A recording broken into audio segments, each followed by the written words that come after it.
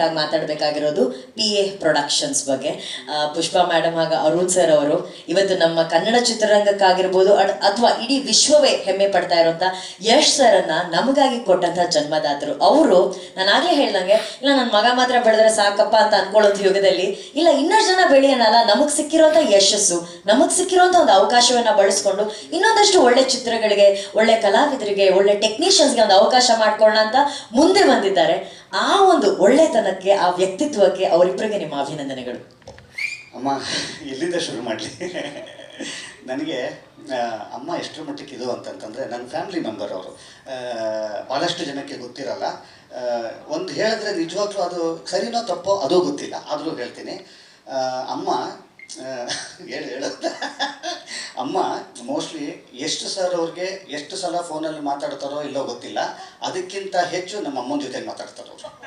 ಕೇಳಿಬೇಕಾರೆ ಸತ್ಯನಮ್ಮ. Best of friends, phone of friends. ದಿವ್ಸಕ್ಕೆ ಒಂದು 2-3 ಸಲ ಅಂತೂ ಫೋನ್ ಇರುತ್ತೆ. ಆಮೇಲೆ ನನಗೆ ಅಮ್ಮಂಗೆ, ನಾನು ಯೂಶಲಿ ನನ್ನ ಅಮ್ಮಂಗೆ ಸಖತ್ತು ಜನ ಫ್ರೆಂಡ್ಸು. ಎಂಗೇಜ್ ಬರ್ತಾ ಇದೆ ಅಂದರೆ ಮೋಸ್ಟ್ಲಿ ಇವ್ರು ಮಾತಾಡ್ತಿರ್ತಾರೆ ಅಂತ. ನಮ್ಮ ಅಮ್ಮಂದು ಎಂಗೇಜ್ ಬರ್ತಾ ಇದೆ ಅಂದರೆ ಅದು ಹಿಂಗೆ ಅರ್ಧ ಗಂಟೆ ಮುಕ್ಕಾಲು ಅವರು ಮಾತಾಡ್ತಾರೆ. ಸರಿನಾ? ಇದು ಒಂದು ಬಾಂಡಿಂಗು ನನ್ನ ಮತ್ತು ಅಮ್ಮನ ಜೊತೆಯಲ್ಲಿರುವಂಥದ್ದು. ನಮ್ಮ ಮನೆಗೆ ಬರ್ತಿದ್ದಂಗೆ, ನಮ್ಮ ಮನೆ ಅಂದರೆ ನಮ್ಮ ತಾಯಿಯವರ ಮನೆ ಓಪನ್ ಮಾಡ್ತಿದ್ದಂಗೆ ಎದುರುಗಡೆ ಯಶ್ ಸರ್ ಅವ್ರದ್ದೇ ಫೋಟೋ ಇರೋದು. ಇದು ಒಂದು ಎಕ್ಸ್ಟೆಂಡೆಡ್ ಫ್ಯಾಮಿಲಿ. ಹೀಗಾಗಿ ಇಲ್ಲಿ ಒಂದು ಸಿನಿಮಾಗೆ ಟೀಸರ್ ಲಾಂಚಿಗೆ ಬಂದಿದ್ದೀನಿ ಅಂತ ಅನ್ನಿಸ್ತಾ ಇಲ್ಲ, ನನ್ನದೇ ಪ್ರೊಡಕ್ಷನಿನ ಒಂದು ಸಿನಿಮಾದಲ್ಲಿ ಲಾಂಚಿಗೆ ಬಂದಿದ್ದೀನಿ ಅಂತ ಅಂದು ಅಷ್ಟೇ ಖುಷಿ ಆಗ್ತಾ ಇದೆ ನನಗೆ. ಖಂಡಿತ ಇದು ನನ್ನದೇ ಸಿನಿಮಾ. ನನಗೆ ನಿಜಕ್ಕೂ ಈ ರ್ಯಾಂಬೋ ಸಿನಿಮಾದಲ್ಲಿ ನನಗೊಂದು ಆಯ್ತಲ್ಲ, ಒಂದು ಥರದ ಭಾವನೆ. ಖಂಡಿತವಾಗ್ಲೂ ಈ ಸ್ಟೇಜು ನನಗೆ ಅಷ್ಟೇ ಪ್ರಮುಖವಾಗಿದೆ, ಅಷ್ಟೇ ಅಮೂಲ್ಯವಾಗಿದೆ ಅಂತ ಹೇಳೋದಕ್ಕೆ ಇಷ್ಟಪಡ್ತೀನಿ. ಆಮೇಲೆ ನನಗೆ ಗೊತ್ತಿರೋ ಹಾಗೆ ಈ ಸಿನಿಮಾ ಶುರು ಮಾಡಿದ್ರೋ ಇಲ್ವೋ ಗೊತ್ತಿಲ್ಲ, ಒಂದು ಸಿನಿಮಾ ಮಾಡಬೇಕು ಅಂತ ನನಗೆ ಗೊತ್ತಿರೋಂಗೆ ಒಂದು 2 ವರ್ಷದಿಂದನೇ ಮಾತಾಡಿದ್ವಿ ನಾವು. ಖಂಡಿತವಾಗ್ಲೂ ಒಂದು 2 ವರ್ಷದ ಹಿಂದೆನೇ ಒಂದು ಸಿನಿಮಾ ಮಾಡ್ಬೇಕು ಕಣೋ ನಾನು ಅಂತಂದರು.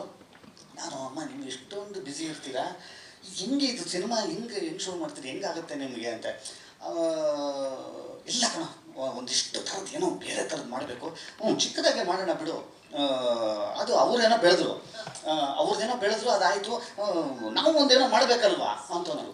ಎಷ್ಟು ಜನಕ್ಕೆ ಬರುತ್ತಿದ್ದು ನೋಡಿ, ಆ ಥರದ್ದೊಂದು ಮನೋಭಾವ ಆ ಥರದವ್ರಿಗೆ ಬಂದಿರೋದ್ರಿಂದನೇ ಈ ಥರದೊಂದು ಸಿನಿಮಾ ಆಗಿರೋವಂಥದ್ದು. ಕನ್ನಡಕ್ಕೆ ಈ ಥರದ ಒಂದು ಪ್ರಯೋಗಗಳು ಅನಿವಾರ್ಯ ಅಂತನ್ನುವಂಥದ್ದನ್ನು ಹೇಳಲಿಕ್ಕೆ ಇಷ್ಟಪಡ್ತೀನಿ. ಅವ್ರಿಗೆ ನಾನು ನಿಜಕ್ಕೆ ಹೇಳ್ತೀನಿ, ಅವರು ಮನಸ್ಸು ಮಾಡಿದರೆ ಯಶ್ ಸರ್ ಅವರೇ ಡೇಟ್ ಕೊಟ್ಟಿರೋರು, ಯಶ್ ಅವ್ರನ್ನೇ ಹಾಕೊಂಡು ಅವ್ರು ಸಿನಿಮಾ ಮಾಡ್ಬೋದಾಗಿತ್ತು.